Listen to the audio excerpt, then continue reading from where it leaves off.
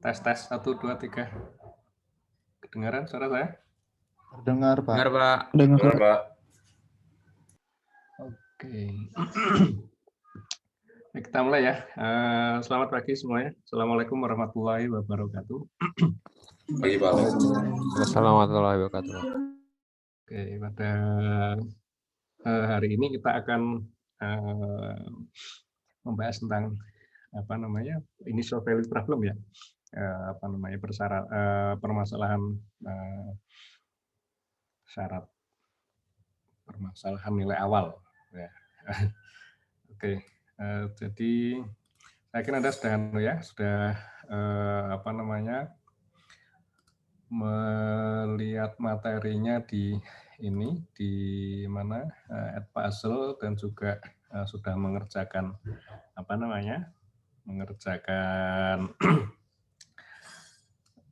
problem atau pertanyaan yang ada ya. Sebelum kita lanjut ke sana, barangkali ada dari kalian yang ingin tanya dulu, barangkali secara umum itu terkait dengan initial value problem. Mungkin masih ada bagian-bagian yang belum jelas.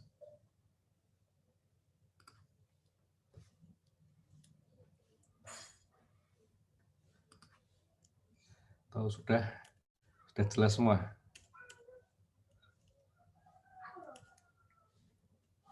Sejauh ini jelas, Pak. Oke. Oke, kalau gitu kita coba lihat yang di Edpuzzle-nya ya. Bentar, masuk ke sana dulu.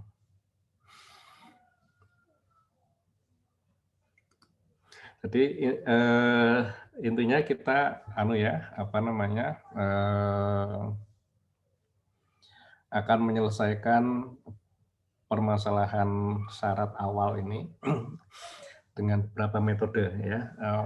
Yang pertama yang kita pelajari itu adalah metode Euler. Mengapa menggunakan metode ini? Karena ini merupakan metode yang yang paling sederhana gitu ya, dari ekspansi Taylor, kemudian kita melakukan pemotongan sukunya ya. Jadi kita hanya memotong sampai dengan turunan pertama, kemudian yang suku-suku yang berikutnya itu kita hilangkan ya, atau tidak kita perhitungkan. Nah, dari situ kita akan bisa mendapatkan bentuk persamaan atau fungsi untuk turunan pertama ya. Dan tentunya karena kita menghilangkan atau memotong suku-suku untuk yang order yang lebih tinggi daripada turunan pertama, maka kita akan menjumpai adanya galat ya. Dan saya yakin Anda juga sudah melihat kalau menggunakan metode Euler ini galatnya relatif tinggi ya. Nah, makanya kan dari metode Euler tersebut kita lakukan perbaikan ya, yang mendekati lagi dengan metode Euler itu adalah metode Wien ya, di mana kita melakukan tambahan satu step lagi atau satu langkah lagi ya, untuk melakukan prediksi ya. Jadi koreksi ya. Jadi kita melakukan prediksi dulu langkah pertama dengan langkah sama yang seperti ini Euler ya, tapi kemudian nilai tersebut kita jadikan sebagai nilai prediksinya ya. Nah, nilai prediksi itu kemudian kita lakukan langkah koreksi atau langkah yang kedua untuk memperbaiki hasilnya. Jadi di dalam metode Wien ini kita mempunyai dua langkah ya. Dan Anda juga bisa melihat menggunakan metode Wien ininya galatnya itu akan lebih kecil ya. Nah, metode ketiga yang kita pelajari adalah metode Runge-Kutta, terutama di sini yang kita atau yang kalian lihat di videonya itu adalah Runge-Kutta order 4. Di situ ada 4 step atau 4 langkah evaluasi fungsi untuk setiap kali langkah perhitungan ya. Tapi nanti kita akan mendapatkan galatnya itu menjadi lebih kecil karena order dari pemotongannya itu adalah orde 4. Ya, jadi kita mempunyai galat yang lebih kecil. Nah, mari kita lihat yang di metode Euler ya. Saya share screen-nya.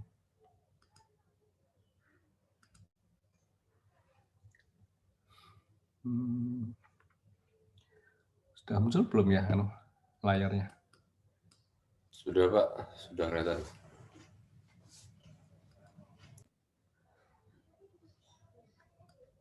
Yang Edpasu ya, muncul di situ ya? Betul. Iya, kelihatan Pak. Ya. Oke, ini ada beberapa pertanyaan ya di sini, 3 ya.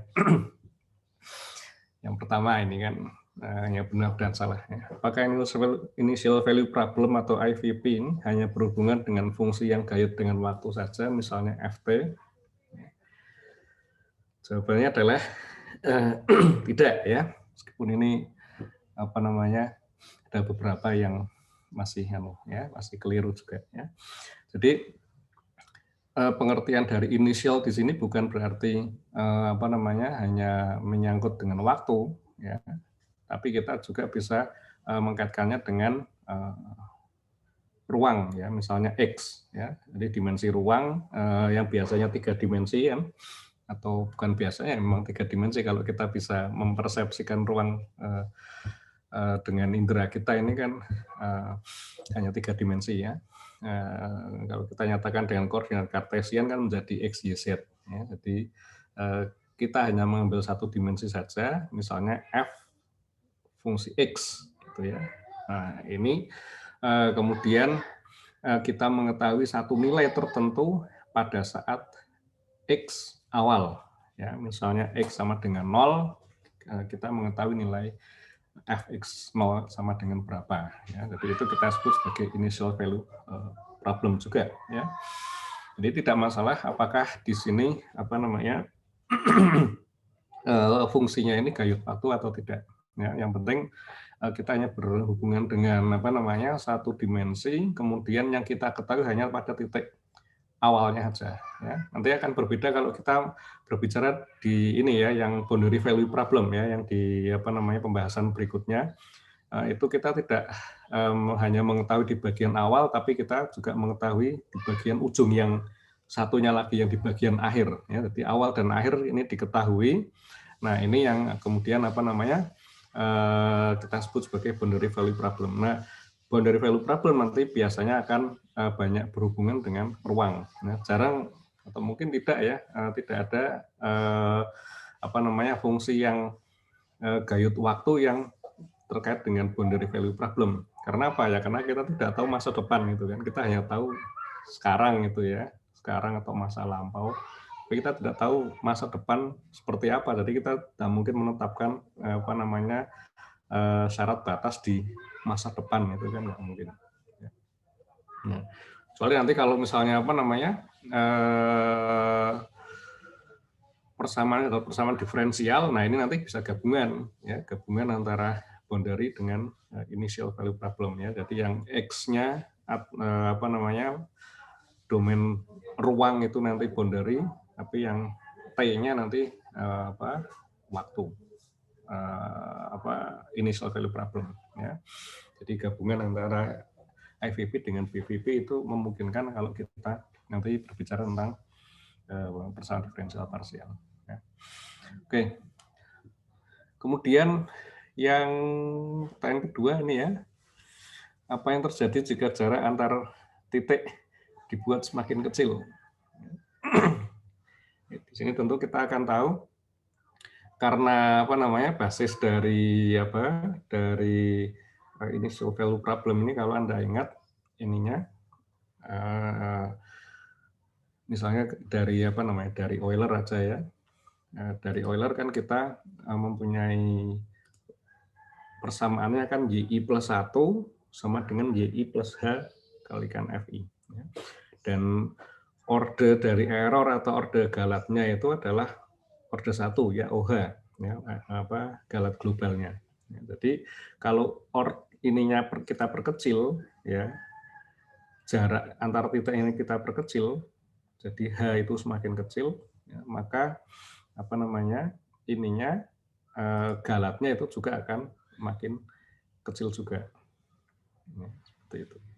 Tentunya ini yang kita anukan dengan apa namanya galat itunya ya, galat pemotongannya ya. Kita kan tahu kalau di apa namanya di secara numerik itu kan ada dua galat ya, galat pemotongan dan galat pembulatan.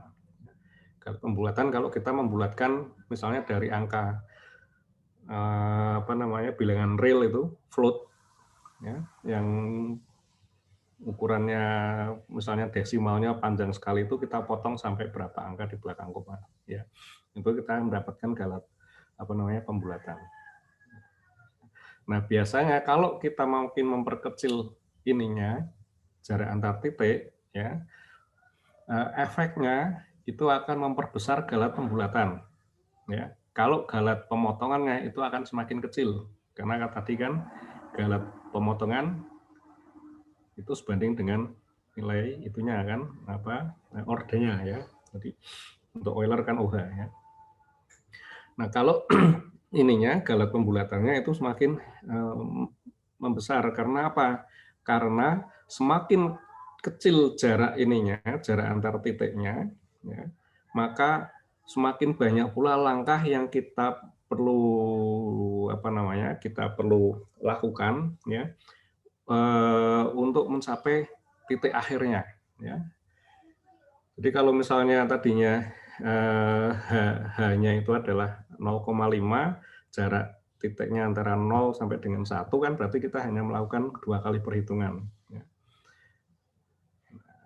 Tapi kalau misalnya H-nya itu kita perkecil menjadi 0,25, ya berarti kan kita membutuhkan 4 kali perhitungan.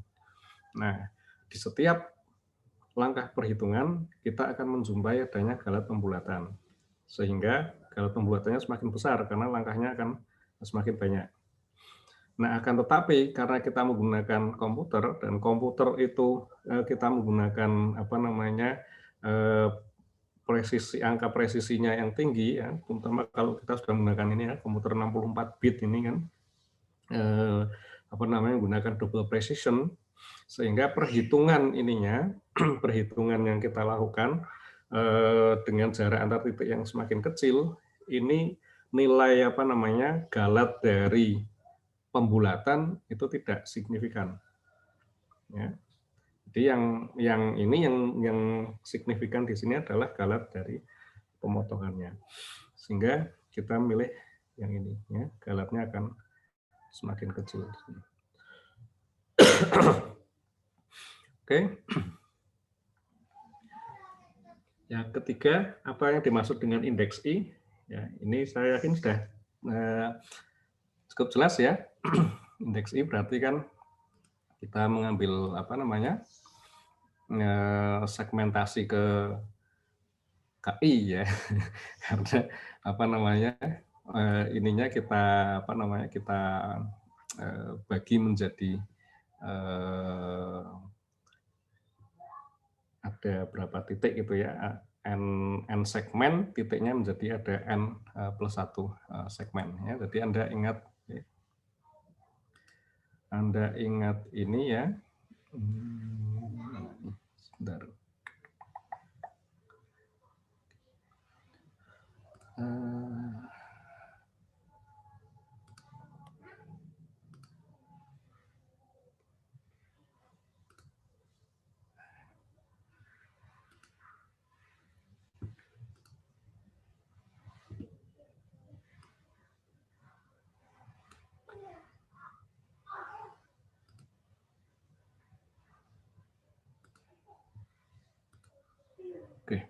Oke, Anda ingat ini ya, tentunya dari apa namanya rentang apa namanya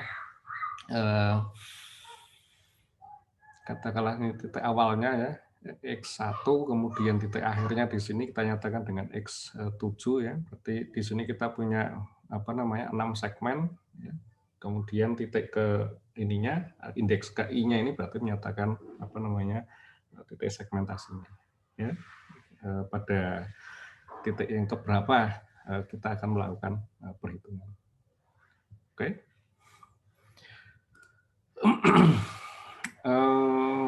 Kemudian, nah ini Ini sepertinya banyak banyak yang kalau kita lihat ya 35 dari 66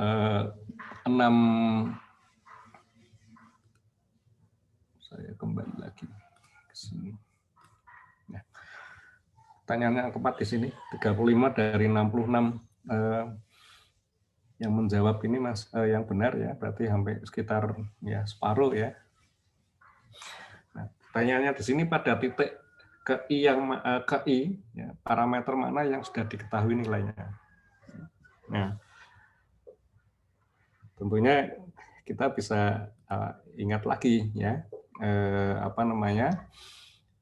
pengertian dari titik KI dan rumusan dari dari solusi untuk persamaan diferensial ini ya.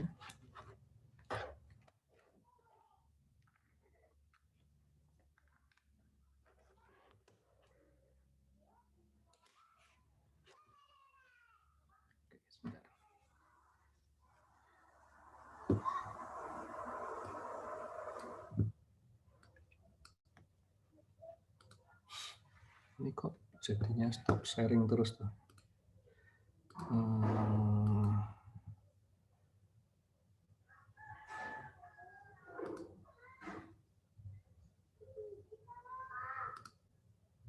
Oke. Oke, kita punya ini kan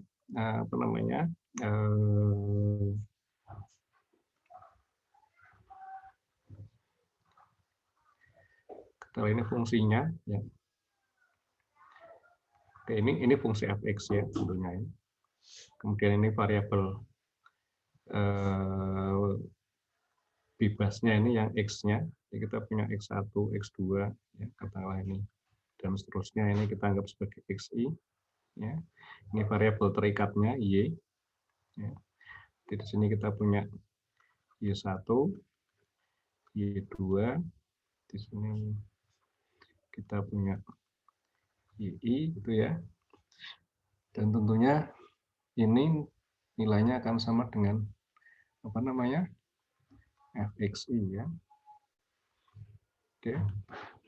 Ini fungsi anunya ya. Nah, pertanyaannya kan pada titik KI di sini yang diketahui itu apa? Ya, barang tentu ini adalah variabel bebasnya diketahui. Ya. Bagaimana dengan variabel terikatnya? Variabel terikatnya sudah kita ketahui. Ya, ini kita ketahui. Ya. Fungsi yang dicari f-nya, ya ini kita ketahui fxi. Ya. Turunan dari fungsi yang dicari, ini kita ketahui juga karena ini bentuk persamaan diferensialnya berdasarkan ininya. Ya, jadi kalau kita nyatakan misalnya ini ya, turunannya ini kan bentuk slope-nya ini ya, f aksen xi, ini juga diketahui. Jadi semua ini kita ketahui. Yang belum diketahui itu apa? Yang belum diketahui itu adalah nilai y atau nilai fungsi pada titik i plus 1. Ini yang tidak diketahui. Ya. Jadi jangan jangan terkecoh dengan ininya ya, atau ini ya fxi plus 1. Nah, ini yang tidak diketahui. Yang kita ketahui apa? Ya semua variabel ini pada titik i plus 1. Nah, makanya kita menyebutnya sebagai apa? Initial value problem.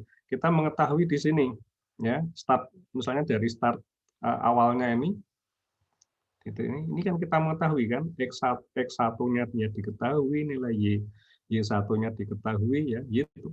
Secara otomatis nanti akan menjadi nilai fungsinya kan, fungsi f x1, ya, dan nilai turunannya. Nah, berdasarkan nilai nilai-nilai tersebut, ya, maka kita bisa mencari nilai Y2 ya. Jadi yang satu langkah di depannya itu yang belum diketahui, tapi pada titik yang sekarang itu kita sudah mengetahui baik itu variabel bebas, variabel terikat maupun turunan dari fungsi yang dicari. Oke. Ada pertanyaan sampai di sini? Ya, makanya di sini semua semua jawaban di sini sudah sudah betul ya. Jadi semua jawaban yang ada ini jawabannya adalah betul semua. Oke.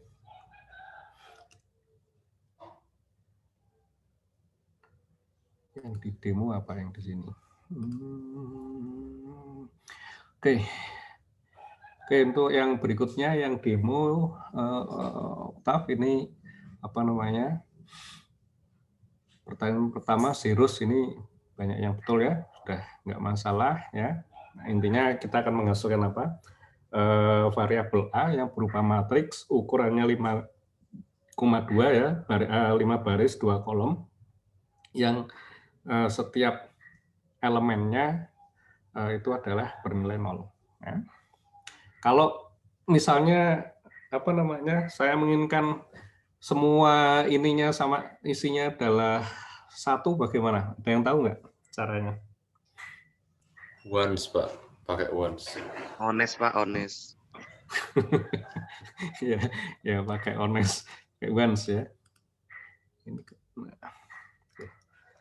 Jadi kalau saya menyebutkan seperti ini, once 52 ya. Nah, semua nilainya akan sama dengan 1 ya.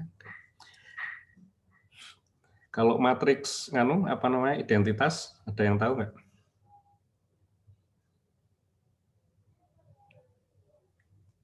Ada yang tahu tentang matriks? Pakai diag, Pak. Ya? Pakai diag.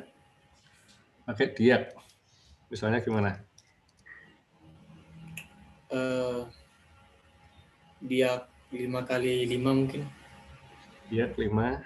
5,5. 5,5. Nah, ketemunya gini. Oh, berarti harus di diagonal utama ya, Pak? Ya gini. Nah, apa nih? Kalau diag ini maksudnya apa? Nih, ada yang anunya ya. Maaf, Pak. Ada Ya. posisi. Mungkin pakai I ya, Pak. Oke. Ada cara yang paling mudah. Apa tadi yang barusan? Pakai I, Pak. Pakai I. EY. Ya. Nah, sama dengan I misalnya 5. Ya. Oke.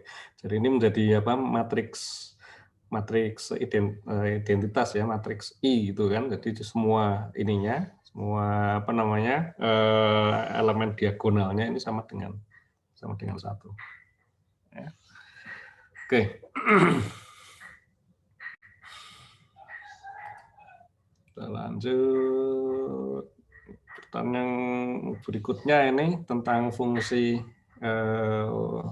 script ya, Euler. Ya. Bisa tidak kita mengganti definisi fungsi Euler menjadi seperti ini ya, fungsi TY/Euler FA, A, B, Y0, N. Jawabannya adalah tidak bisa ya. Mengapa tidak bisa?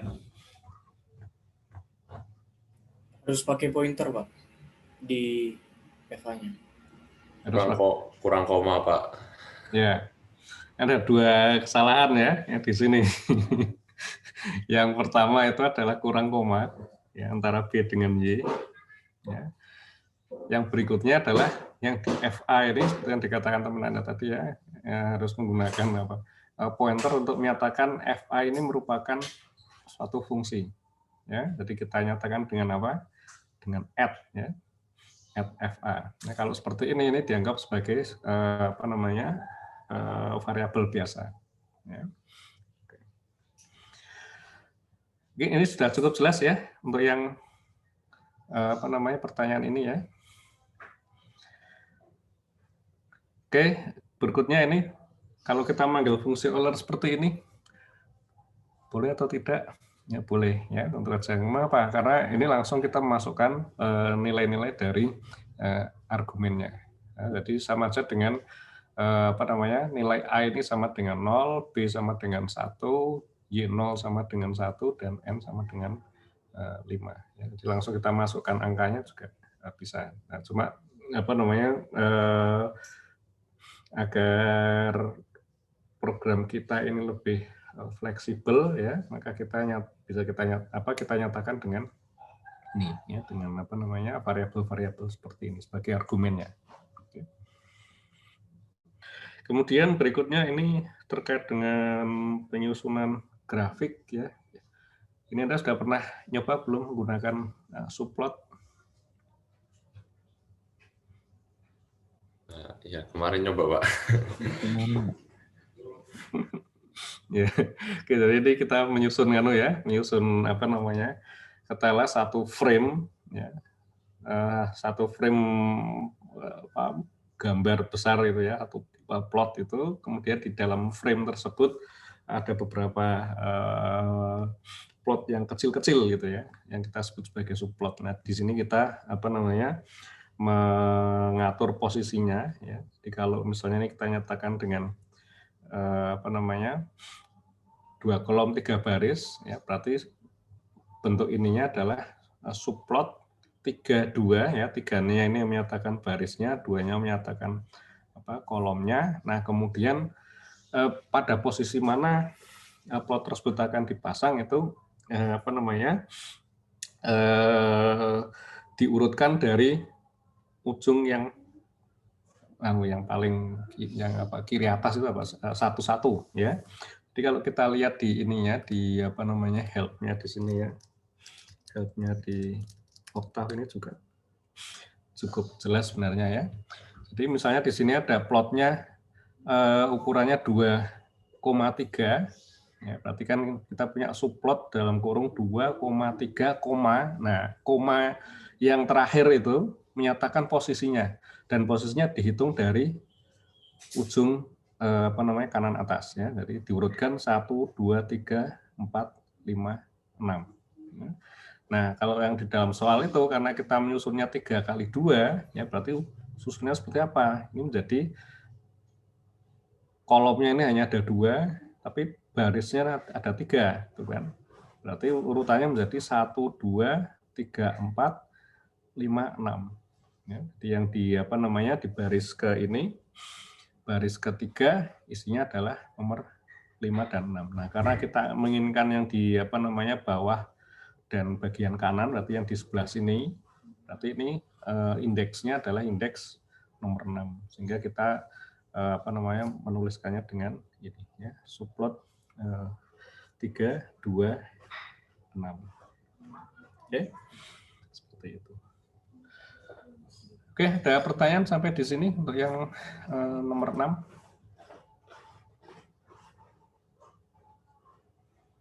Ini masih metode yang ini. Izin bertanya Pak Alex. Ya, silakan. Untuk yang nomor 6 di add puzzle kan masih ada masalah untuk apa di bagian pelabelannya ya Pak ya. Kira-kira Pak Alex sudah menemukan masalahnya belum ya? Yang mana ya? Saya lupa. Yang pelabelan apa? Jadi ada label yang pindah ke plot yang lain Pak. Oh, yang yang untuk gambar itu ya? Iya betul. Ya, saya belum ya, sampai sekarang belum tahu ininya, apa namanya, sepertinya ini yang di Octave online-nya itu. Kalau di apa namanya, di Octave yang ini, yang desktop itu nggak masalah ininya, masalah pelabelan ininya. Tapi yang di Octave online yang bermasalah itu. Jadi saya nggak tahu anunya seperti apa. Oke, baik Pak Alex. Ya, oke. Oke, ada lagi yang lain? Nah, ini sebelum masuk ke yang buin ini ya, saya ingin menampilkan sesuatu pada Anda, ya, masih terkait dengan teori ya. Anda ingat, Nah, di sini ya Pak. Share ke keynote-nya.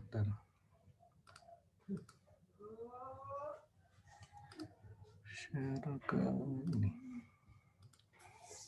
Nah, oke. Ini Anda sudah lihat juga ya di video ya, slide ini. Nah, ini apa namanya, bentuk umumnya kan seperti ini, dan Anda perhatikan ya keterangan di sini. Di sini ada error untuk satu langkahnya OH kuadrat, error globalnya OH ya, ini menyatakan seberapa anunya apa namanya order dari errornya. Nah, yang ingin saya tunjukkan pada Anda, ini di sini ada syarat stabil ya, syarat stabil alfa H kurang dari 2. Nah, ini Anda harus harus hati-hati dengan metode numerik yang bersifat eksplisit. Ya.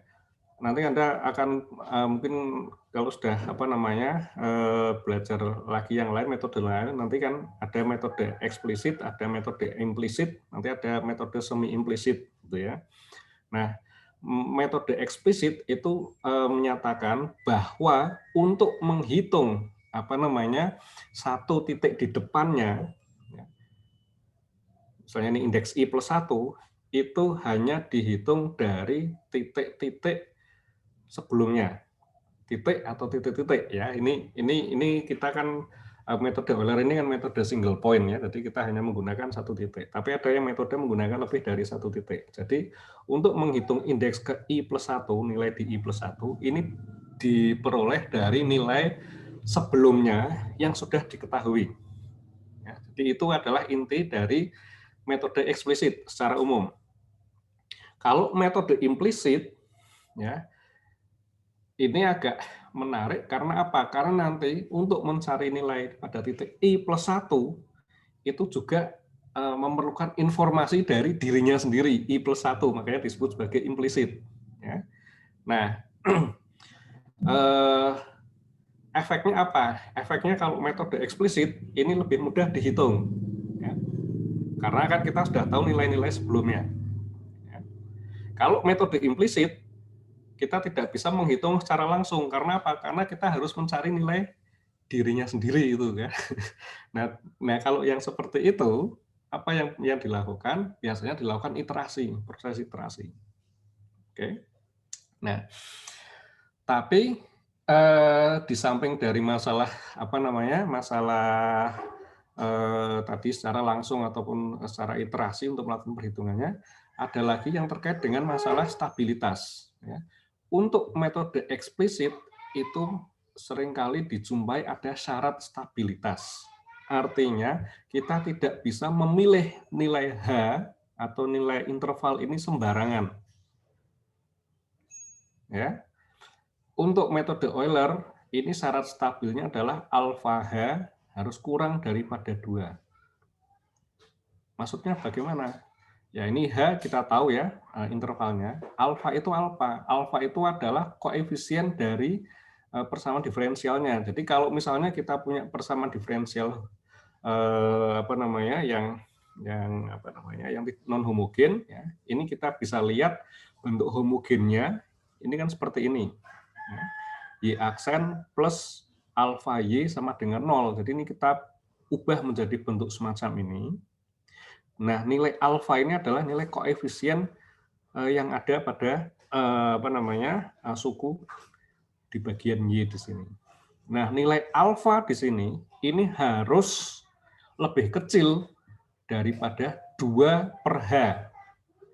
Ya, atau dibalik ya, H itu harus lebih kecil daripada 2 per alfa. Nah, ini yang harus Anda perhatikan.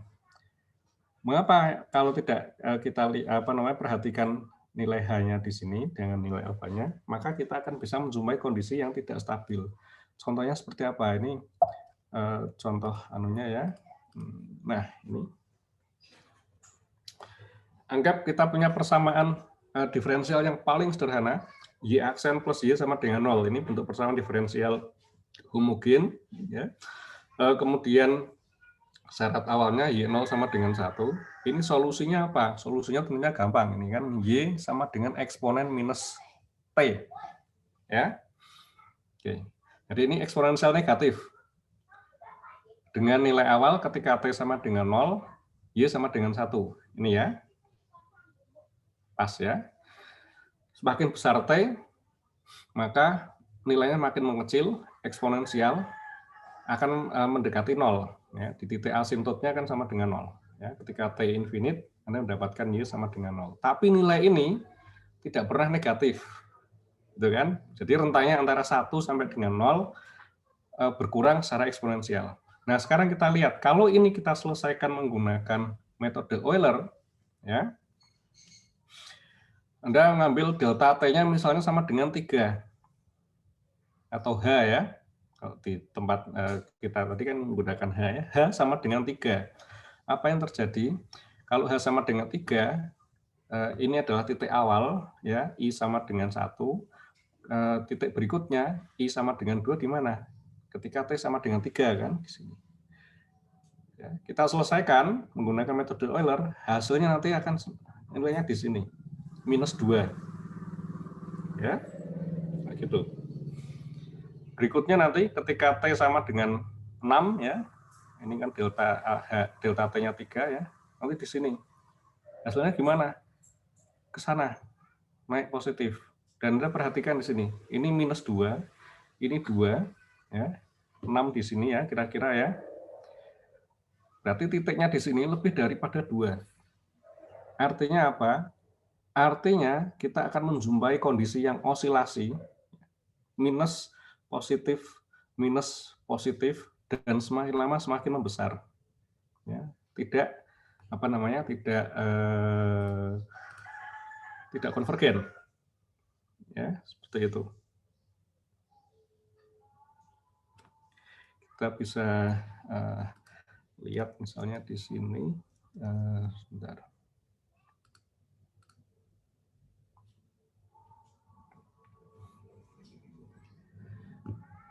Apa namanya?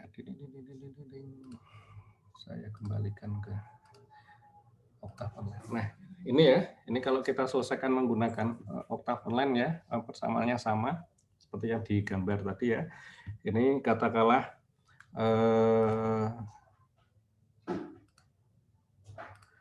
apa namanya? Nah, ini bisa lebih besar. Nah, kita lihat misalnya sampai dengan X-nya sama dengan 12 ya, atau T-nya sama dengan 12 ya. Ini titik awalnya 1 ya. Tapi kemudian apa namanya? Ini tadi delta T atau H-nya sama dengan oh ini malah lebih besar ya, karena ini ada 3. Jadi ini 4 gitu ya. Jadi 1 ini sama dengan 4. Kita bisa melihat di sini nilainya akan semakin lama semakin membesar di sini ya. Kecil kemudian makin besar, berikutnya akan makin besar ya. Dan ini kita bisa perhatikan galatnya bagaimana? Ya galatnya semakin besar juga ya. Jauh daripada nilai yang apa namanya yang kita inginkan. Ya, seperti itu. Nah, tapi kalau misalnya ya, ini segmennya ini saya buat menjadi 6 misalnya ya.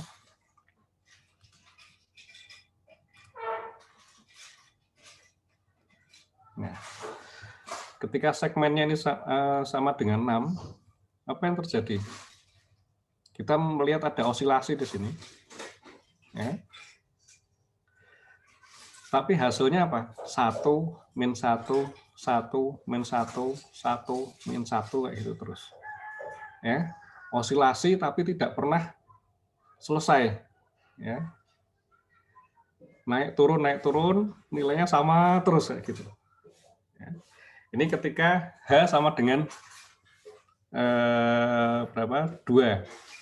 Ya, kita bisa melihat kondisi ini. Ini yang kita sebut sebagai kondisi apa namanya limit cycle.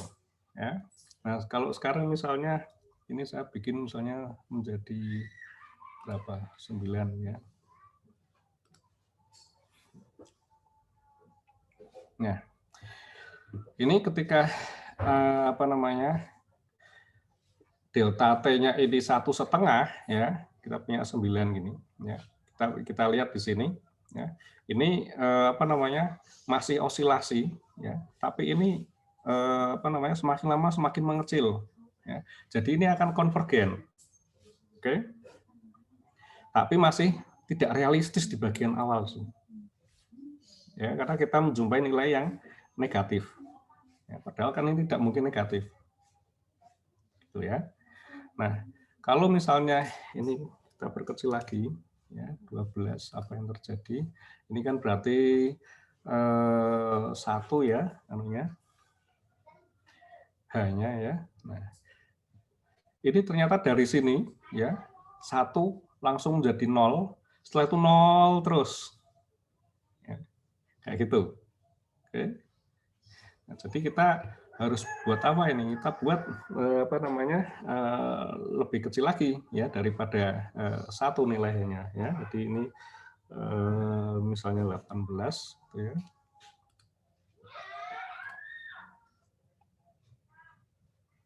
Nah, sekarang kita melihat nih, kalau apa namanya, 18 ini berarti 0,75 ya. Kita dapatkan berapa ini? Bentuknya ya, ini sekarang sudah mendekati seperti bentuk eksponensial ya. Jadi turun secara eksponensial, tidak pernah mencapai nilai negatif, semakin lama akan semakin mengecil ya. Seperti itu. Meskipun ya, nah, kalau kita lihat dari apa namanya, galatnya ini masih apa namanya, masih besar ya, seperti itu. Oke. Nah, jadi apa yang perlu kita anukan, perlu kita perhatikan di sini adalah ya, saya kembali ke ini ya. Kita harus memperhatikan nilai ini, alfanya tadi. Ya, ini kan alfa sama dengan 1. Ya, syarat stabil adalah H lebih kecil daripada 2 per H. Berarti di sini kan alfa harus lebih kecil daripada 2. Kalau alfa sama dengan 2, kita akan mendapatkan apa? Keadaan osilasi apa namanya, limit cycle ya. Plus 1, min 1, plus 1, min 1, plus 1, min 1, seperti itu terus menerus ya. Kalau semakin kita perkecil ya, kita akan mendapatkan kondisi yang stabil, apa, konvergen. Semakin lama akan semakin mengecil, mendekati 0, meskipun ada kondisi yang menjadi tidak realistis ya, nilainya negatif ya. Kalau lebih besar daripada 2, kita akan mendapatkan kondisi yang tidak stabil. Artinya solusinya menjadi divergen. Semakin lama semakin besar. Gitu ya. Nah, ini yang harus Anda perhatikan ya. Nanti ketika apa namanya, menyelesaikan persamaan-persamaan diferensial, Anda harus perhatikan bentuk dari persamaannya itu ya. Ketika kita menggunakan eksplisit ini nilai alfanya ini kira-kira berapa? Nanti ada hubungannya, misalnya ketika Anda apa namanya, menyelesaikan persamaan diferensial yang terkait misalnya dengan peluruhan ya. Peluruhan Anda ingin mencari apa namanya, katakanlah aktivitas itu ya. Aktivitas berarti kan Anda bisa menghitungnya dari apa namanya, dari banyaknya nuklida itu kan. Nah, kemudian ditentukan dari konstanta peluruhan. Ya, jadi kan misalnya seperti ini kan, Anda punya apa namanya, bentuk ininya, ya, di NDT apa namanya, misalnya minus lambda n seperti ini ya. Ini kan bentuk persamaan peluruhan anunya kan seperti ini ya. Artinya kan Anda punya bentuk dNdt plus lambda n sama dengan 0 ya. Ini kan bentuk, jadi bentuk homogen kan seperti ini ya. Nah, berarti Anda harus perhatikan apa di sini? Anda harus perhatikan nilai lambdanya. Karena apa? Ini lambda, Anda ingat lambda adalah berapa ini nilainya? Lambda 2 dibagi dengan T setengah ya. Lambda di sini ya, ini nanti yang akan menentukan apa namanya, syarat stabil untuk perhitungan numerik Anda. Kalau Anda tidak hati-hati ya, apa namanya, ini kan nilai H-nya ini kan harus lebih kecil daripada 2 per lambda ya, kalau kita menggunakan apa namanya, menggunakan Euler, gitu kan. Nah, kalau ini tidak terpenuhi, ya berarti nanti apa persamaan diferensial yang Anda selesaikan itu nanti tidak akan konvergen. Oke, itu ya. Ini harus hati-hati dengan seperti ini. Nah, nanti kita akan atau Anda akan menjumpai apa namanya persamaan yang lebih kompleks ya. Lebih kompleksnya itu gimana? Ini bentuknya tidak hanya satu itu kan. Kalau peluruhan itu kan berantai itu. Ada induknya, ada anaknya, ada cucunya, ada cicitnya, dan seterusnya itu kan. Dan masing-masing punya lambda sendiri-sendiri. Ya. Dan kemudian ininya juga apa namanya reaksinya mungkin bukan hanya reaksi apa namanya reaksi peluruhan sederhana seperti ini ya, mungkin ada tambahan apa namanya tambahan dari ini dari misalnya ada tangkapan neutron misalnya seperti itu. Ya. Nah, berarti nanti Anda harus memperhatikan apa? Anda harus memperhatikan nilai lambda yang apa namanya yang terbesar yang ada di persamaan tersebut. Karena lambda tersebut terbesar akan menentukan nilai H atau interval yang terkecil pada persamaan diferensialnya. Seperti itu. Oke, ada pertanyaan tentang ini? Mungkin cukup, apakah cukup jelas? Permisi Pak, mau bertanya. Ya. Kalau di yang persamaan umumnya kan itu Y aksen plus alfa dikali Y sama dengan 0. Kalau alfanya itu negatif itu gimana ya Pak? Ya, nggak masalah. Ya, nggak masalah. Artinya di sini Anda tetap menentukannya dari ininya, ya, dari nilai alfanya itu. Karena Anda nggak mungkin kalau alfanya negatif kemudian hanya jadi negatif itu kan nggak mungkin. Ya, gitu. Baik Pak. Oke, ada lagi yang lain?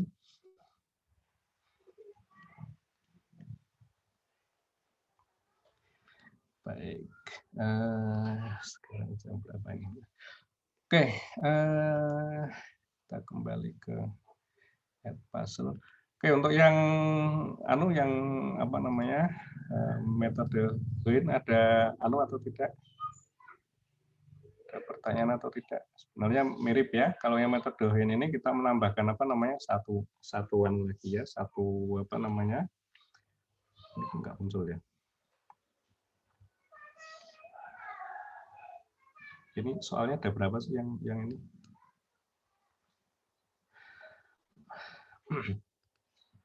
Nah, kalau ini pertanyaannya hanya pertanyaan tentang ya, pertanyaan tentang apa namanya?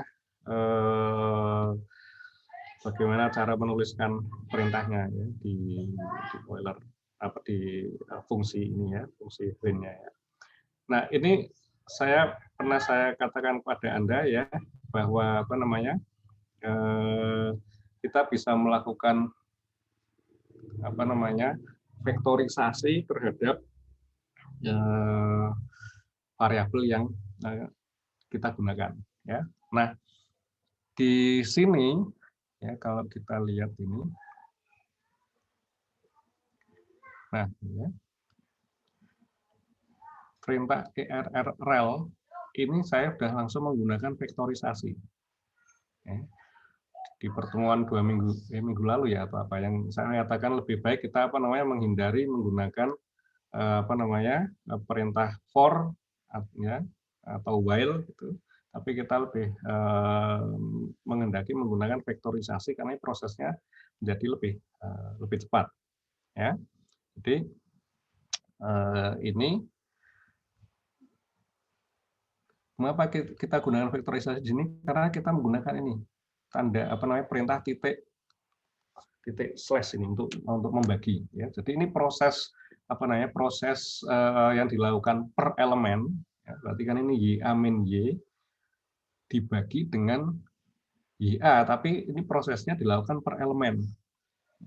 Nah, untuk melakukan ini kita menggunakan perintah yang terkait dengan vektorisasi. Ini lebih cepat dibandingkan dengan apa? Dibandingkan dengan menggunakan for. Nah, bagaimana kalau kita menggunakan for? Kalau kita menggunakan for, perintahnya seperti yang ini. Ya, ini aktifkan dulu ya. Nah, ini jadi ini sebenarnya jawaban dari apa namanya permasalahannya. Jadi seperti ini ya. For I sama dengan 1 sampai dengan N plus 1, ERRL I ya, sama dengan ini absolut. Nah, ini masing-masing indeksnya ini harus di apa namanya harus dituliskan secara eksplisit. Karena apa? Karena kita melakukan apa namanya operasinya ini di elemen per elemen. Oke, jadi ini yang kita lakukan. Nah, saya lihat dari jawaban yang apa namanya yang Anda masukkan itu kadang ada yang lupa ini tidak dituliskan seperti ini ya. Jadi dituliskan ERRL sama dengan seperti ini. Kira-kira efeknya apa? Kalau tidak menggunakan itu, tidak menggunakan indeks I dengan yang menggunakan indeks I seperti tadi. Ada yang tahu? Anggap ini tidak ada ya. Ini kan alternatifnya ya. Nah, oke. Efeknya apa? Hanya mengupdate nilainya aja, Pak. Nggak dijadiin vektor nanti. Ya, oke. Ya. Jadi proses ini akan diulang dari 1 sampai dengan N plus 1, tapi nilai ini hanya ada satu nilai saja. Artinya ini akan menjadi bentuk skalar. Ya. Padahal yang kita inginkan apa? Kita ingin mencari nilai RRL ini bentuk vektor yang panjangnya dari ini ya, ada N plus 1 elemen jumlahnya. Jadi ada RRL 1, 2, 3, dan seterusnya sampai N plus 1. Tapi kalau kita tuliskan seperti ini, ya kita hanya punya satu nilai saja. Kalau diplot nanti ketemunya titik. Ya, nggak akan ketemu garis gitu ya. Seperti itu. Oke. Ya, jadi jangan lupa memberikan seperti ini. Kemudian ada lagi yang sudah tuliskan seperti ini, tapi yang di bagian sininya ada titiknya. Ya. Nah, ini tidak secara prinsip ini tidak masalah ya kalau dalam pernyataan seperti ini, karena ini hasilnya nanti juga akan sama. Cuma perintah ini nanti akan apa ya sifatnya menjadi redundan ya. Karena apa? Karena ini sudah menyatakan apa namanya operasi elemen ya. Jadi kalau mau menggunakan titik slash ya sekalian aja hilangkan ininya. Ya, bentuk apa namanya? Bentuk for-nya ini ya hilangkan saja. Karena ini akan lebih apa namanya? Lebih efisien dalam melakukan penulisan dan juga dalam melakukan perhitungan ya. Jadi langsung kita gunakan titik slash. Jadi jangan apa namanya? Jangan dikacaukan dengan ini ya atau digabungkan dengan ini. Seperti itu. Oke. Ada lagi yang lain?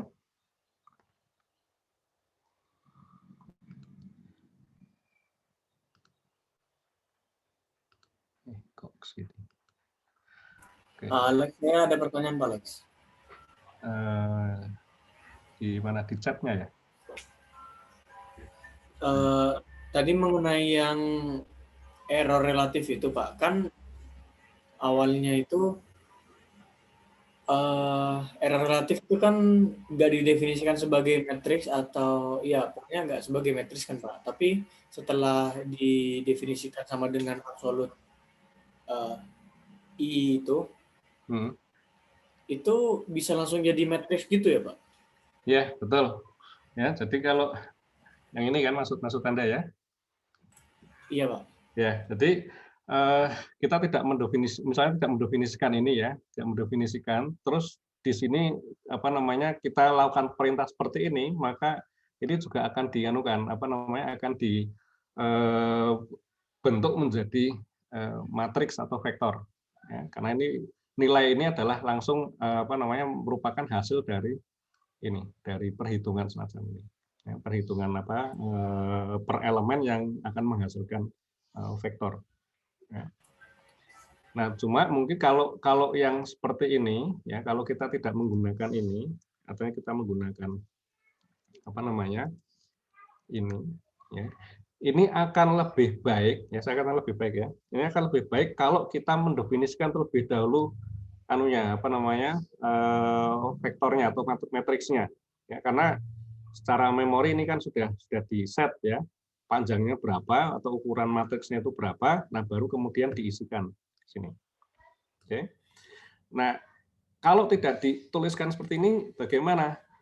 Bisa saja, cuma saya belum nyoba ya kalau yang di Octave ini ya. Kalau yang di MATLAB itu biasanya ada warning, ya, warning bahwa ini lebih baik apa namanya didefinisikan dulu karena nilai I-nya ini apa namanya di awal tidak diketahui ini apa namanya panjangnya ini berapa. Jadi si MATLAB-nya ini mau mengalokasikan variabel rel ini seberapa apa namanya seberapa besarnya itu di awal dia nggak apa namanya tidak tahu gitu ya. Jadi ada warningnya tidak anu sih ya, tidak sampai error gitu ya, tapi hanya warning saja. Gitu. Saya belum nyoba kalau yang di Octave ya. Jadi makanya kalau misalnya Anda mau menggunakan for ya seperti ini, maka lebih baik Anda definisikan lebih dulu seperti ini. Ini untuk amannya ya. Nah, bahkan biasanya apa namanya saya kadang juga menyusun ini ketika menyusun suatu program itu ya di awal saya nggak tahu ini panjangnya berapa itu. Sebentar ya, saya ada nggak ya saya anukan di sini ya yang di sini mungkin. Mana ya? Bentar. Jadi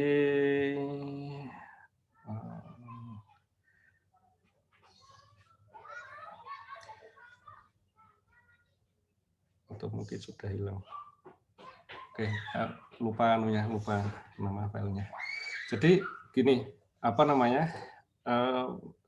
Misalnya saya belum tahu ya di awal itu kita mau apa namanya mau punya anunya seberapa gitu kan lebarnya apa namanya lebarnya atau ukuran dari matriksnya itu seberapa gitu ya. Nah, maka apa yang kita lakukan bisa saja misalnya ya ini anggap ya bisa saja yang kita lakukan Anda mendefinisikan misalnya variabel A gitu ya dibuat saja besar sekali misalnya ya. Katakanlah cirrus ya. Misalnya anggap gitu ya 1 juta, 1 misalnya ini berapa nih ini 100.000 ini anggap ini besar seperti itu kan karena di awal saya nggak tahu ini problemnya berapa terus ada perintah-perintah gitu nah setelah perintah ini akhirnya baru ketahuan ini kan baru ketahuan ternyata apa namanya langkahnya itu tidak apa namanya tidak sampai 1 juta gitu kan misalnya hanya apa namanya 100.000 misalnya jadi kita melakukan iterasi misalnya ya ada iterasi misalnya ada perintah seperti ini misalnya ya iterasi plus 1 misalnya. Jadi ini kan akan prosesnya ngitung berulang-ulang ya.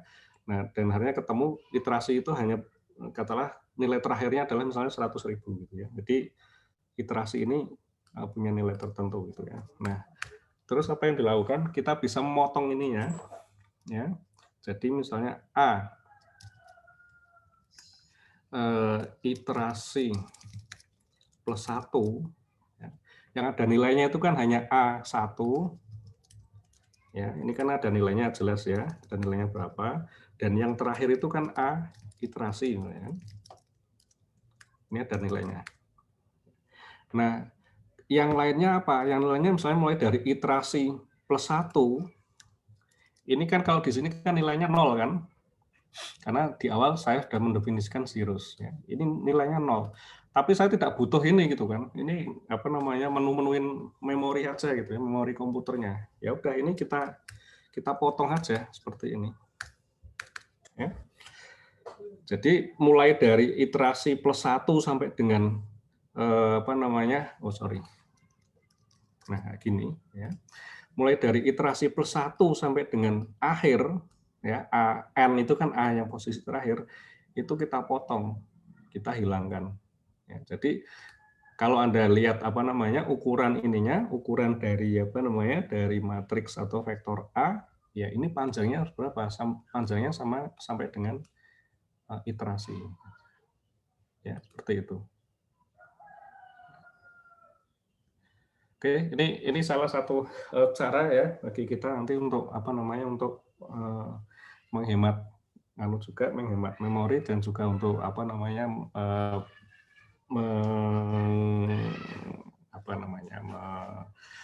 membuat perhitungan kita lebih efisien. Gitu ya. Oke, ada lagi yang lain?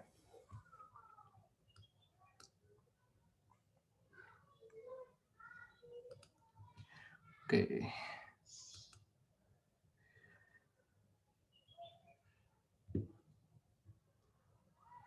Ini metode. Ini tadi udah ya, yang for ya. Oke, untuk yang Rungakuta bagaimana? Ini belum saya nilai.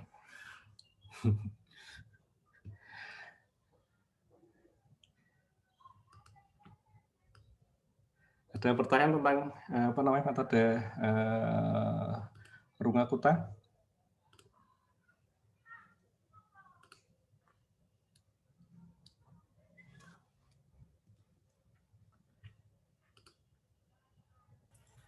Pak, saya ada pertanyaan, Pak. Ya. Kenapa Rungakuta itu ribet, Pak? Mengapa Rungakuta? Ribet. Ribet? Kayaknya enggak tuh. Kalau dibandingin sama metode lainnya gitu, Pak. Mengapa Rungakuta ribet? Karena Anda akan mendapatkan orde galat yang jauh lebih tinggi dibandingkan dengan orde galat untuk Euler atau Wien. Ya, jadi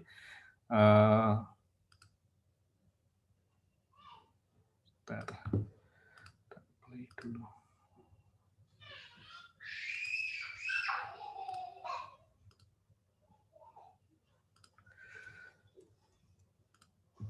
Ini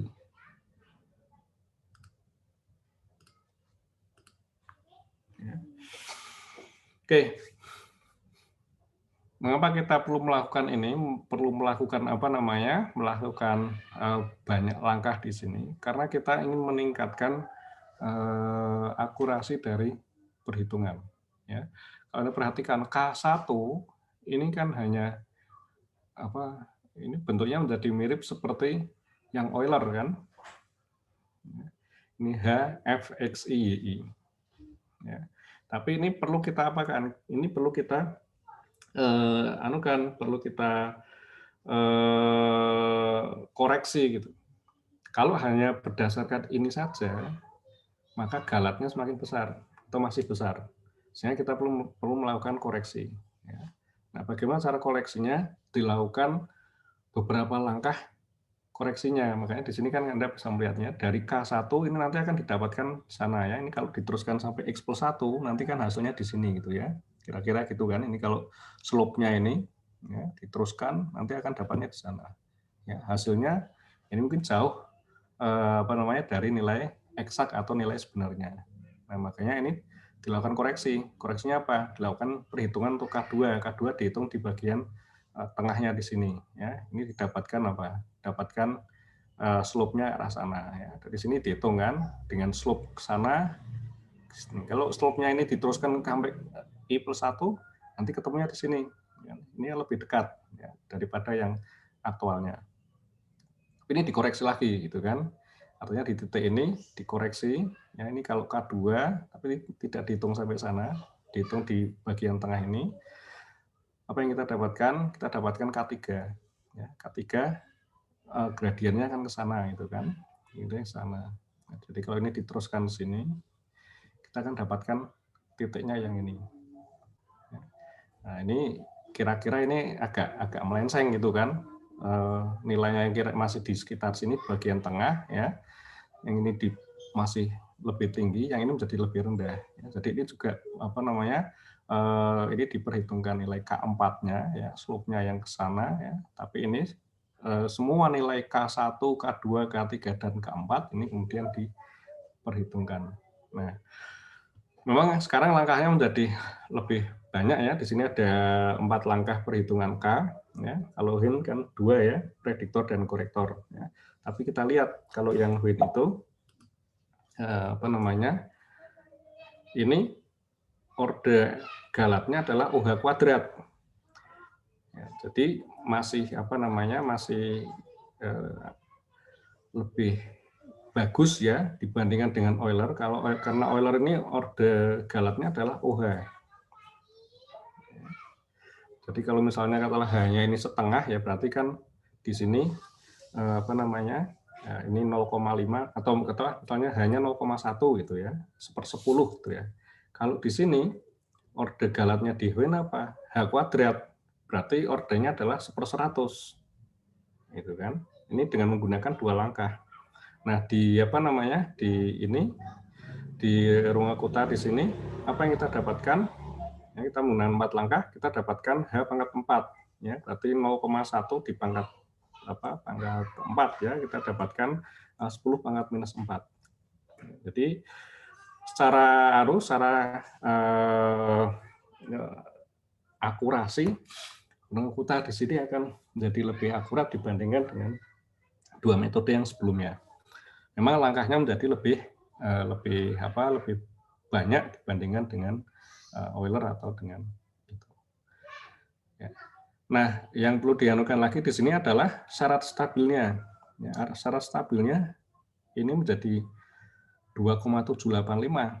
Ya, tadi kan 2 ya, yang Hin maupun Euler ya. Artinya di sini apa? Artinya di sini kita bisa menggunakan apa namanya interval atau delta T yang lebih lebar dibandingkan dengan Euler atau Hin, ya, tapi akurasinya menjadi lebih baik. Ya, ini keuntungan mengapa kita menggunakan Runge-Kutta. Ya.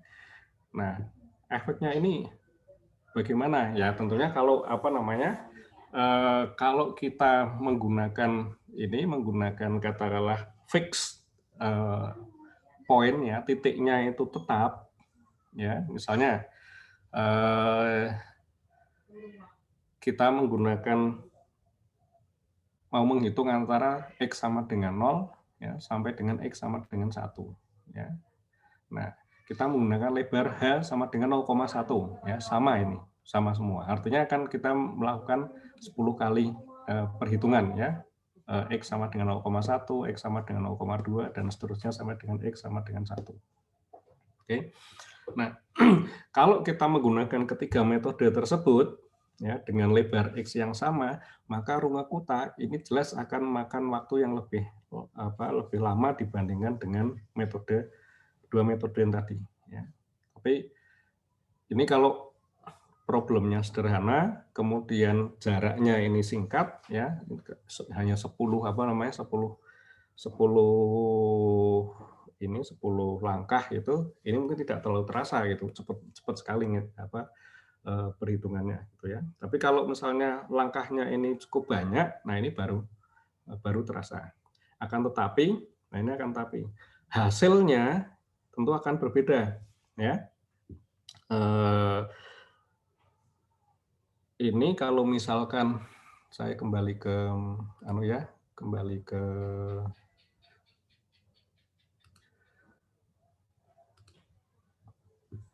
Octave online-nya. Di sini ya.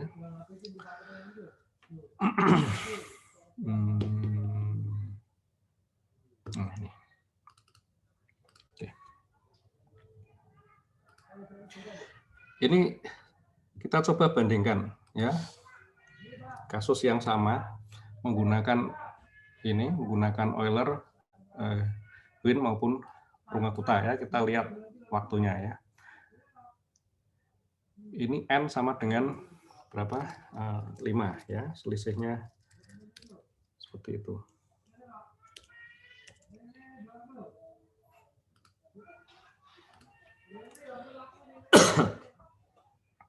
Oke, nah, kita lihat angka-angkanya. Ya, ini malah apa namanya? Ini yang Euler 0,0097 detik. Ini yang apa namanya?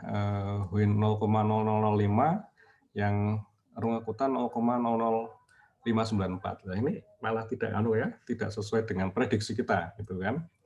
Nah, kalau prediksi kita mungkin yang Euler ini kan hanya 1 step. Win ini 2 step, Runge-Kutta 4 step. Mestinya ini yang paling banyak, gitu kan? Tapi ternyata kok tidak, gitu kan? Ya karena kita menggunakan ini, ya N-nya kan sedikit, ya. Kita perbanyak coba lah, ya. Seperti ini.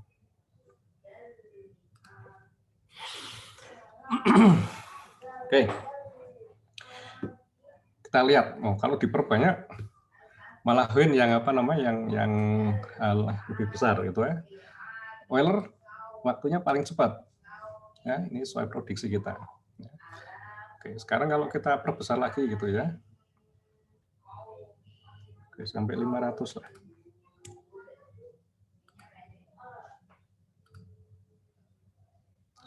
Udah belum. Nah, oke. Kalau kita perbesar lagi, nah kita bisa melihat. Ya, ini yang Euler 0,213 gitu ya, yang Win 0,33, yang RK 0,54. Jadi ini sesuai prediksi kita. Oke, seperti itu. Nah, artinya kalau ininya pendek, ini mungkin perbedaan waktu itu tidak terlalu berpengaruh, ya. Meskipun kita tadi ribet menggunakan 4 kali langkah ya, tapi waktunya tidak terlalu berpengaruh. Tapi kalau ininya panjang ya, nah ini baru kelihatan perbedaannya ya. Ini Euler ya 0,18, ini Win 0,32 ya. Ini Runge-Kutta 0,5. Ya, seperti itu. Nah, terus bagaimana dengan ininya? Dengan galatnya ya. Oke, sekarang kita coba ini enggak kelihatan ini galat relatifnya gitu kan. Kita mau pakai yang mana ini? 5.000 ya. Coba kita plot yang Euler ya.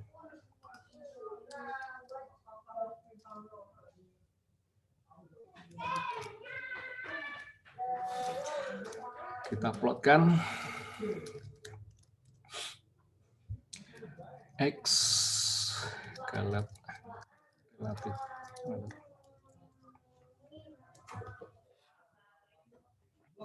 Ini sudah kali 100% ya. Oke.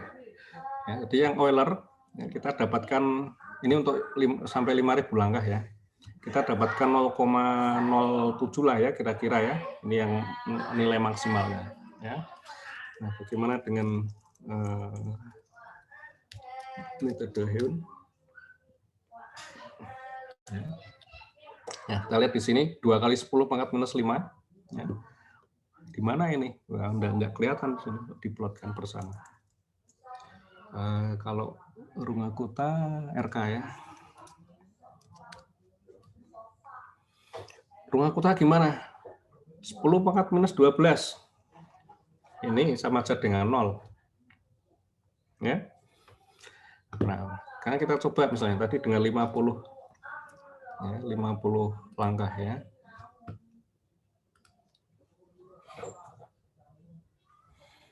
Langkah ini kan tidak terlalu kelihatan bedanya ya. 0,006 detik dengan 0,08 detik itu bedanya seberapa sih? Ya, nggak terasa itu kan bagi kita itu. Nggak ada satu detik ya. Kalau kita lihat di sini yang Euler.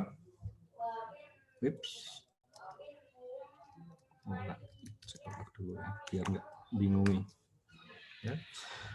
Yang Euler ini masih 6% galatnya. Ya.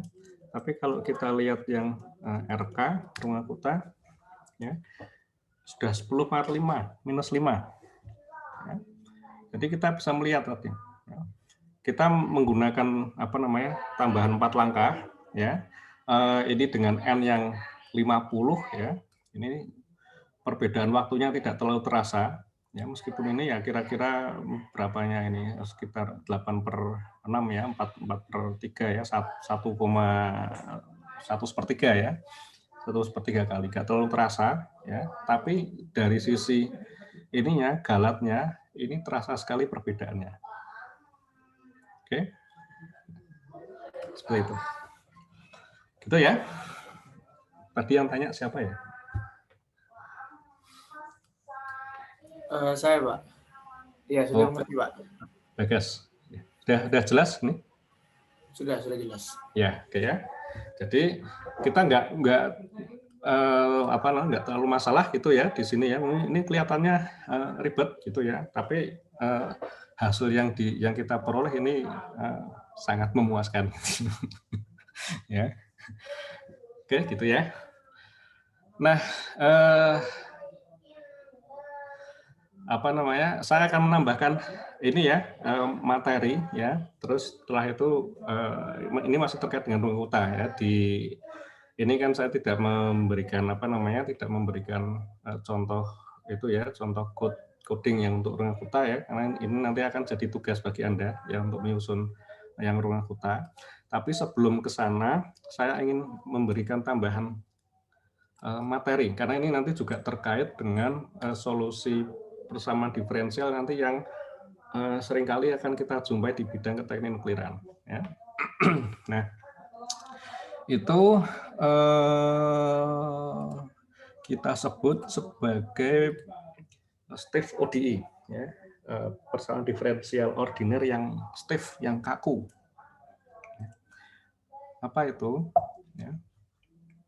Nah, ini kalau kita lihat definisinya, gitu ya.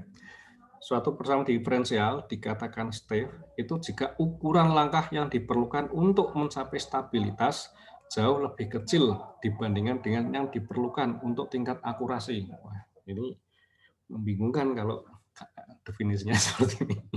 Jadi definisi secara secara formalnya seperti itu. Nah, definisi yang lain, ini PD dikatakan stiff jika PD tersebut mengandung beberapa komponen solusi yang meluruh sangat cepat dibandingkan dengan komponen yang lain. Kemudian ini juga sistem persamaan diferensial, ini sudah sistemnya. Sistem persamaan diferensial dikatakan stiff jika paling tidak terdapat satu nilai diri atau eigenvalue dari sistem tersebut bernilai negatif dan besar dibandingkan dengan nilai-nilai diri yang lain.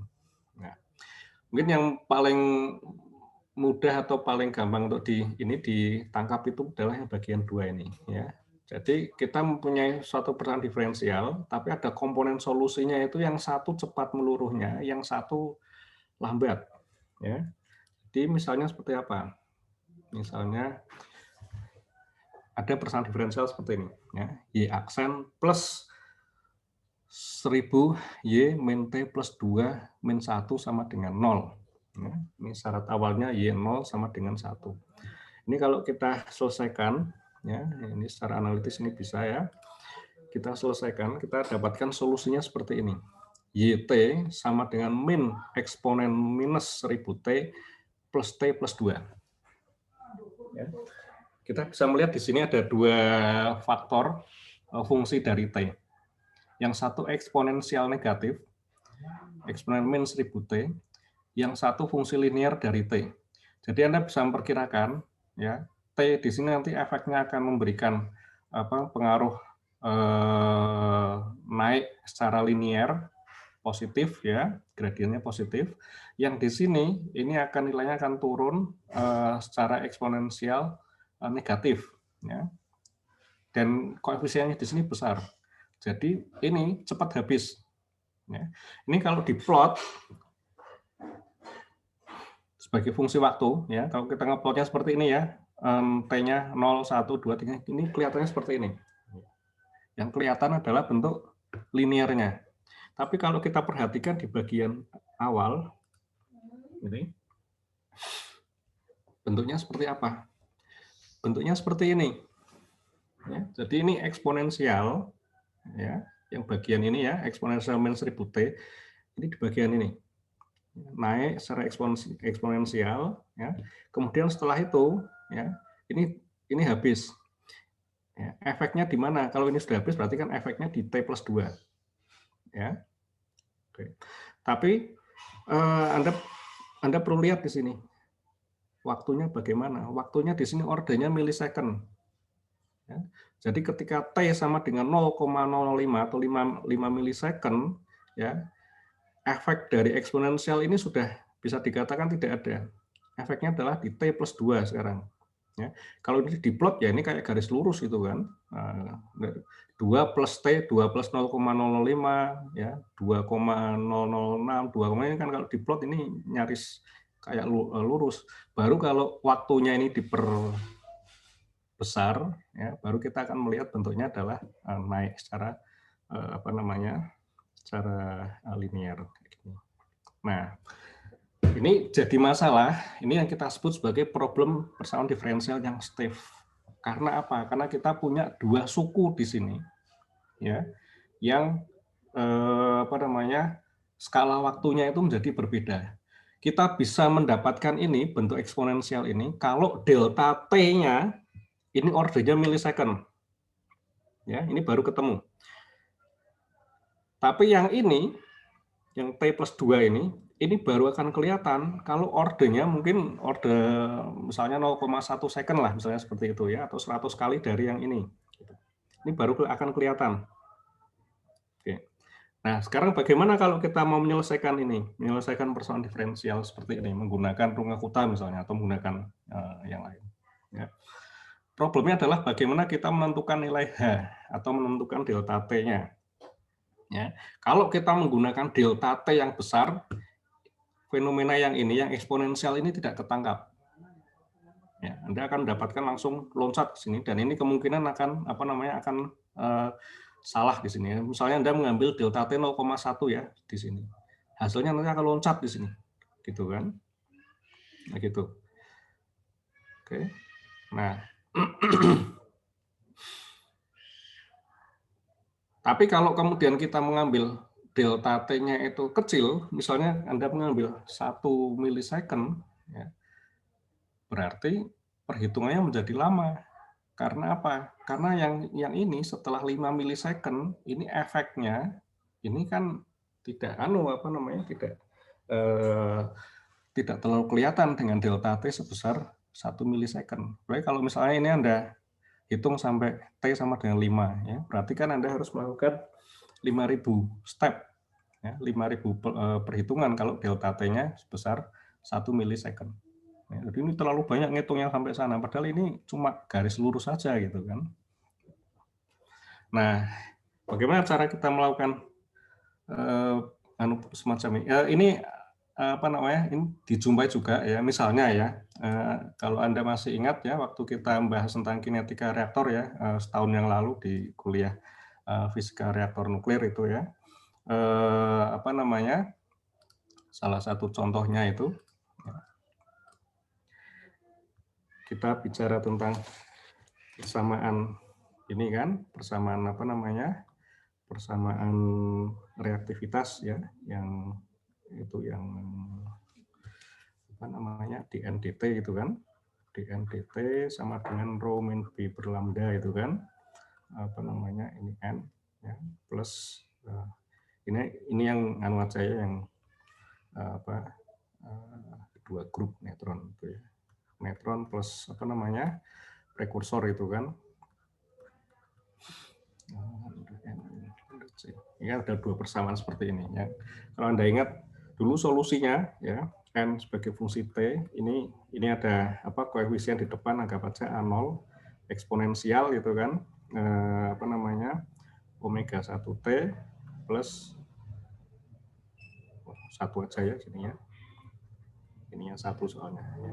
A2 eksponen omega 2t. Kira-kira kan seperti ini ya. Bentuknya kan seperti ini. Jadi di sini kita punya dua nilai omega Ya, ini solusi dari persamaannya. Kalau diplot,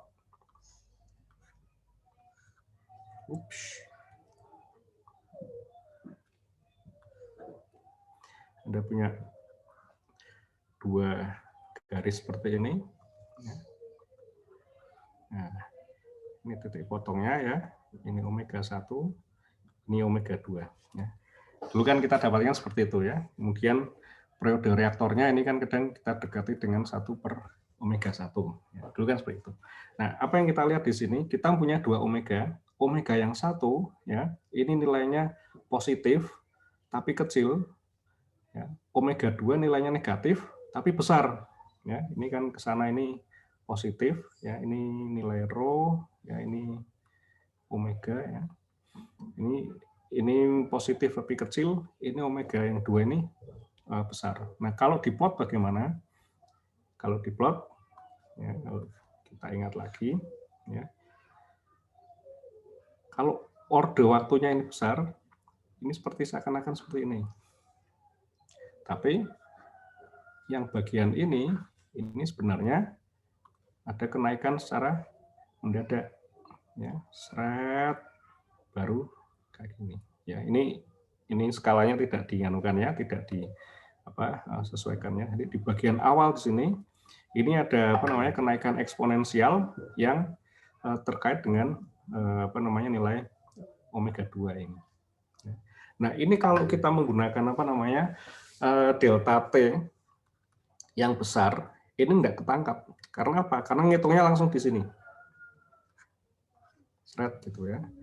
Nah, padahal ini persamaan diferensial. Ini mungkin kita nggak dapat angka yang di sini, mungkin dapatnya di sini. Jadi ini menghasilkan apa? Menghasilkan galat yang besar. Tapi kalau kita menggunakan delta T yang kecil di sini, ini ketangkap, gitu kan? Nah, tapi untuk ngitung yang kesananya ini menjadi terlalu mahal, gitu kan? Anda mau ngitung berapa ke sana? Kalau mau Anda menghitungnya sampai dengan misalnya 1 menit, ya, 60 second, sementara yang di sini Anda gunakan 1 milisecond, ya berarti kan Anda harus mencari ke sana sebanyak berapa? 60.000 titik perhitungan. Ya. Nah, oke. Jadi itu problemnya di sini ya. Ini yang kita sebut sebagai Steve, ya. Nah, cara yang kita lakukan untuk mengatasi hal ini seperti apa?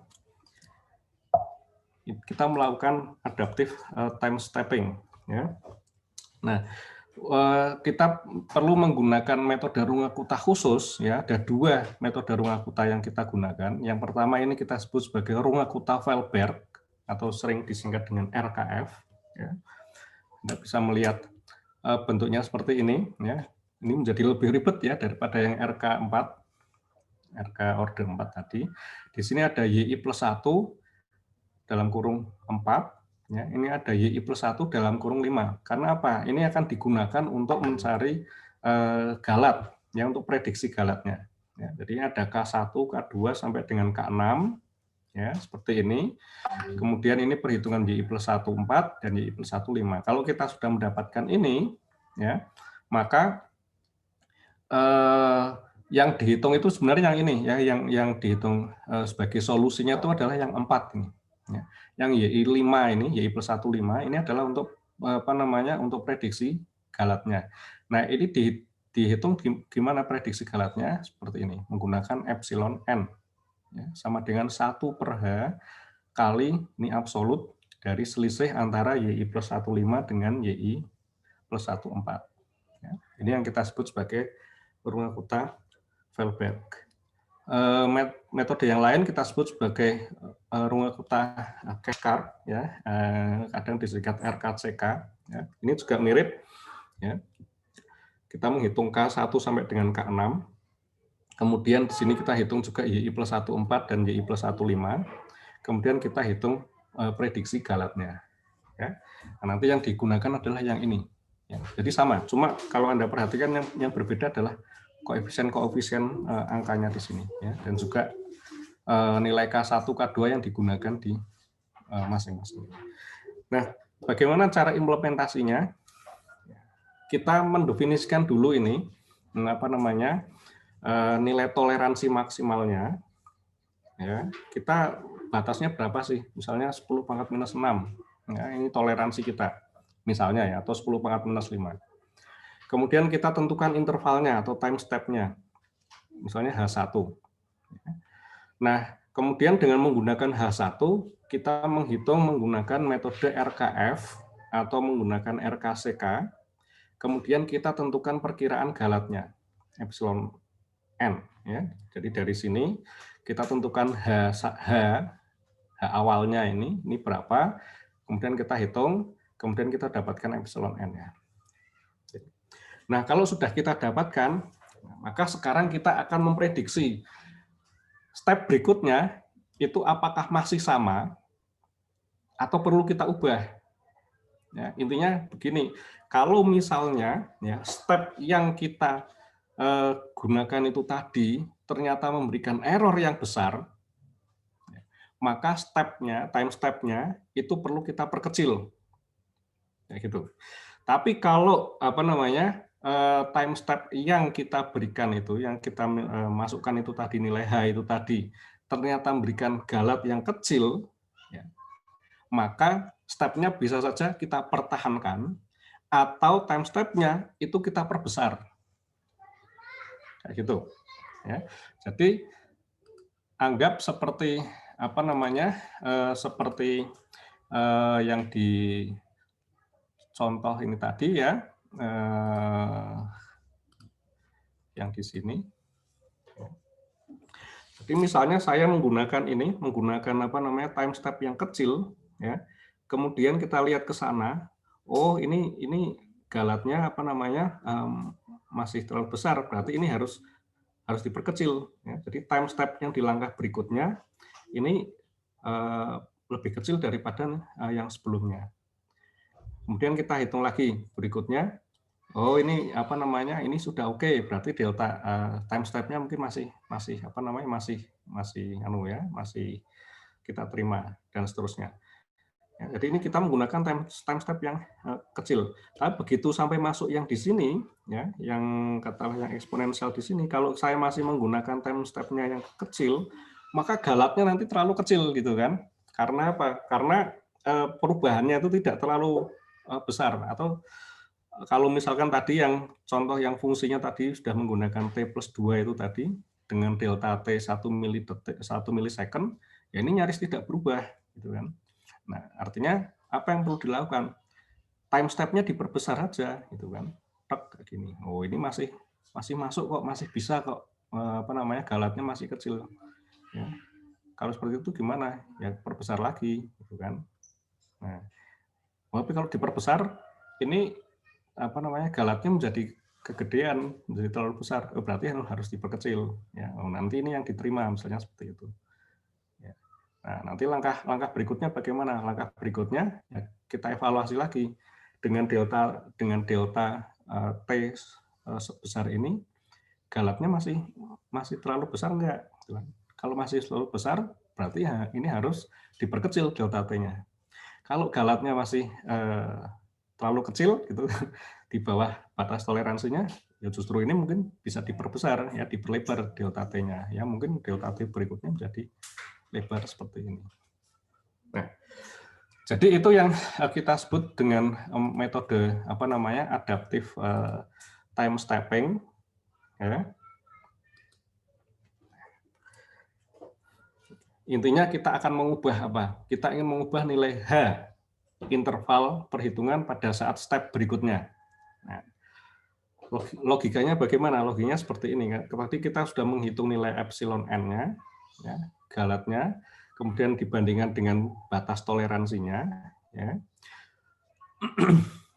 Nah, kalau ini galatnya itu lebih kecil atau sama dengan batas toleransinya, ya, maka nilai YN+1 diterima sebagai solusi pada langkah yang sekarang. YN+1-nya dihitungnya dari mana? Ya tadi dari yang dari yang ini YI+1 4. Ini yang kita anggap sebagai nilai yang diterima.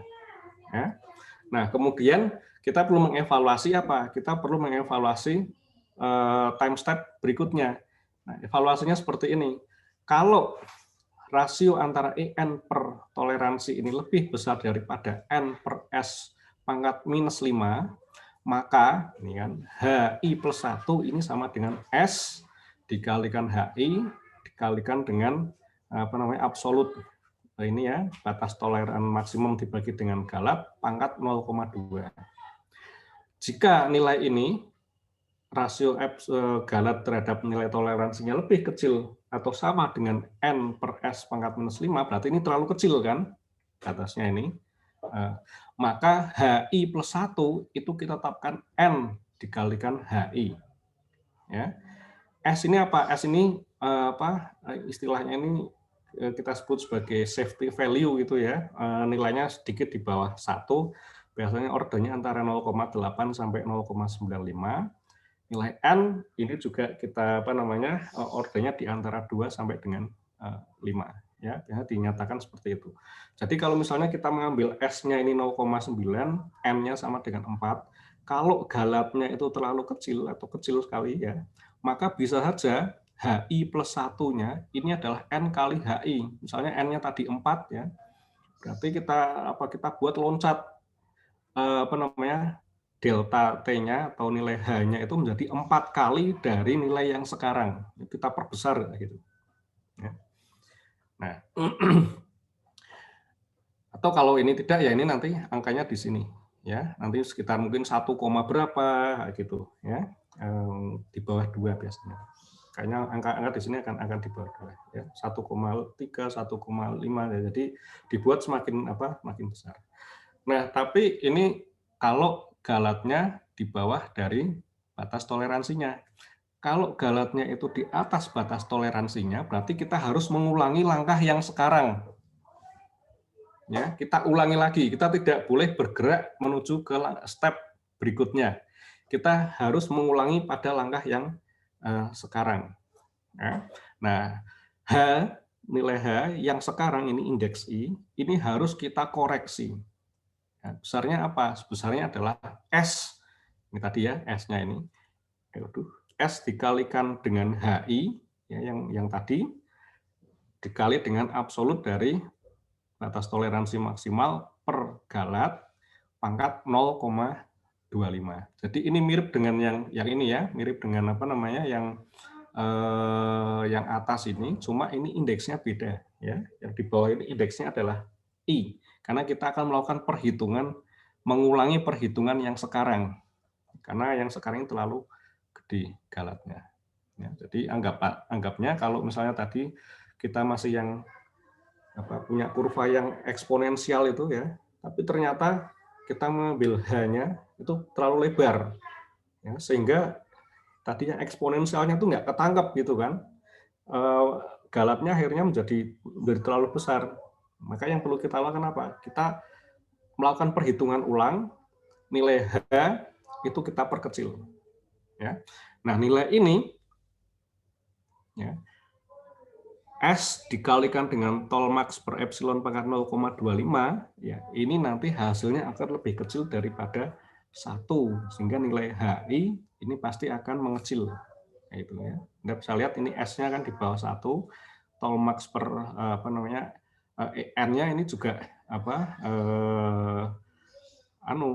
lebih kecil daripada 1 karena ini kan epsilon N-nya kan lebih besar ya. Jadi ini yang bawah ini lebih besar daripada yang atas. Jadi ini lebih kecil daripada 1 pangkat 1/4 dikalikan bilangan lebih kecil daripada 1. Jadi hasilnya nanti akan menjadi lebih kecil lagi.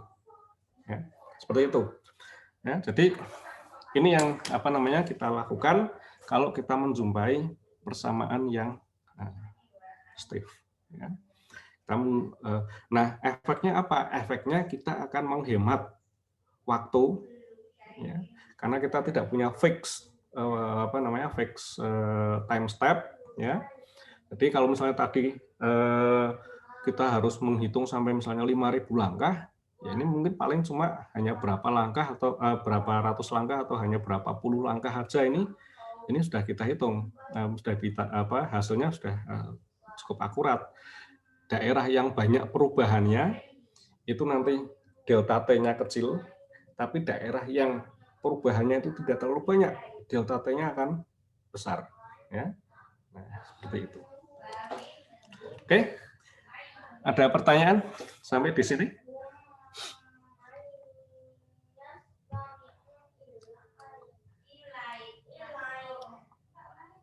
Tidak ada. Nanti kita akhiri sampai di sini ya pertemuan kita. Ya, nanti saya akan berikan latihan bagi Anda ya secara berkelompok ya. Nah, intinya nanti adalah Anda mengerjakan menggunakan Rungakuta, kemudian termasuk juga yang ini ya, yang problem yang stiff ini, nanti Anda bandingkan bagaimana efeknya kalau Anda menggunakan Rungakuta yang biasa ya dengan fix delta T atau fix H dibandingkan dengan yang menggunakan adaptive time step ya. Langkah yang dilakukan itu menjadi seberapa banyak ya kalau kita menggunakan adaptive time step ya, kemudian waktu yang dilakukan untuk melakukan perhitungannya menjadi berubah menjadi seperti apa. Oke. Seperti itu dari saya untuk hari ini ya, terima kasih atas perhatiannya. Sampai jumpa lagi di hari Selasa depan ya. Saya akhiri sampai di sini. Selamat pagi semuanya. Wassalamualaikum warahmatullahi wabarakatuh. Pagi Pak, terima kasih Pak Alex. Terima kasih Pak. Terima kasih banyak. Terima kasih Pak. Terima kasih banyak Pak. Pagi Pak. Ya.